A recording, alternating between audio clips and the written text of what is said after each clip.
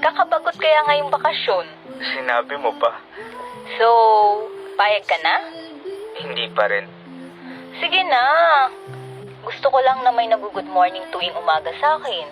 May nagsasabing, kumain ka na ba? Musta araw mo?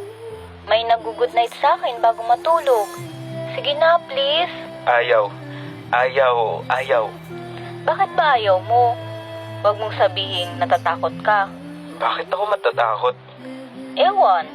Siguro kasi baka mahulog ka sa akin. Ha? Ako? Mahuhulog? Baka ikaw. Hindi no. Malakas to. Di ako marupok. Talaga lang ah. Balita ko, naging crush mo ko eh. What? Shit, paano mo nalaman? Kay Andy, sinabi niya sa akin dati. Wala na. Dati pa yun. So, totoo nga. Oo. Paano ba naman kasi nakaka-inlove ka? Ano sabi mo? Wala. Nakaka-inlove ako, no? Ano ba yan? Narinig mo pa yun kahit bumulong na ako. Kairita naman to. Sus, huwag mo nang itanggi.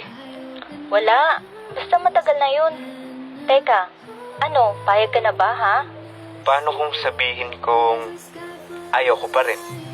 Ayaw. Parang laro lang eh. Nahihiya ka no? Hindi. Mahina ka lang eh. Hindi ako mahina. Duwag? Oo tama, naduduwag ka. Mas lalong hindi ako duwag. O di pumayag ka na. Okay, fine. Gina ako. OMG, does that mean na boyfriend ko na ang isang Ek Fernandez? Yeah, I guess. Oo. Oh, teka. Masyado ka namang kinikilig. Hindi no, slight lang. Sira ka talaga, no? Sira sa'yo. Charing lang. So, bumabanat ka na ngayon. Humanda ka sa akin bukas. Hala? Sige na. Bye, Milo. Milo? Milo, short for my love. Uy, parang sira ka naman. Sige na, bye. Milo. Yun. Ingat.